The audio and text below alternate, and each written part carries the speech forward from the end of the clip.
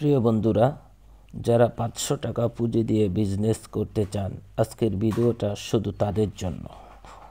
1500 টাকা দিয়েও যে বিজনেস শুরু করা যায়, এই বিজনেসটি দেখলে অবশ্যই আশা করি আপনারা বুঝতে পারবেন।